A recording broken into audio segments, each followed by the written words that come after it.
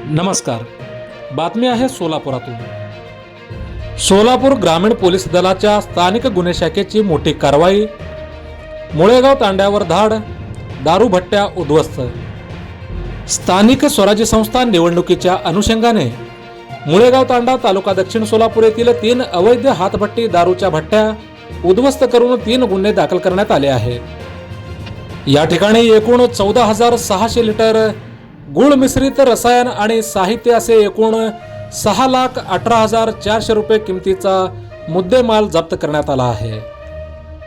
स्थानिक स्वराज्य संस्था निवडणुकीच्या पार्श्वभूमीवर पोलीस अधीक्षक सोलापूर ग्रामीण अतुल कुलकर्णी यांनी आदेश दिले आहेत. सोलापूर ग्रामीण जिल्ह्यामध्ये अवैध दारू निर्मिती भागात छापा कारवाई करून हातभट्टी दारूची वाहतूक होणार नाही याकरिता कारवाई करण्याबाबत स्थानिक गुन्हे शाखेचे वरिष्ठ पोलीस निरीक्षक संजय जगताप यांना आदेशित करण्यात आले होते. त्याप्रमाणे काल दिनांक 25/12/2025 रोजी स्थानिक गुन्हे शाखेचे वेगवेगळे 4 पथक तयार करण्यात आले होते.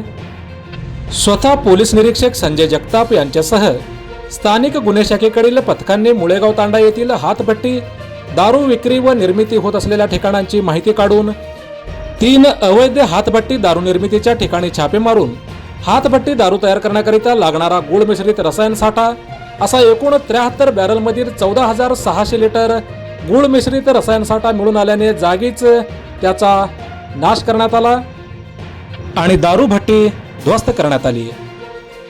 स्थानिक स्वराज्य संस्था निवडणुकीच्या कालावधीमध्ये अवैध दारूधंद्यावर कडक कारवाई करण्यात येणार असून वारंवार गुन्हे करणाऱ्या इसमाविरुद्ध कडक प्रतिबंधात्मक कारवाई करणार असल्याचे पोलीस अधीक्षक अतुल कुलकर्णी यांनी म्हटलं आहे. सदरची कामगिरी पोलीस अधीक्षक अतुल कुलकर्णी, अपर अधीक्षक प्रीतम यावलकर यांच्या मार्गदर्शनाखाली स्थानिक गुन्हे शाखेचे वरिष्ठ पोलीस निरीक्षक संजय जगताप यांच्या नेतृत्वाखाली स्थानिक गुन्हे शाखेचे सहाय्यक पोलीस निरीक्षक विशाल वायकर, नागनाथ खुणे, विजय शिंदे, भीमगोंडा पाटील यांच्यासह एकूण 24 पोलीस अंमलदार यांनी सदरची कारवाई केली आहे.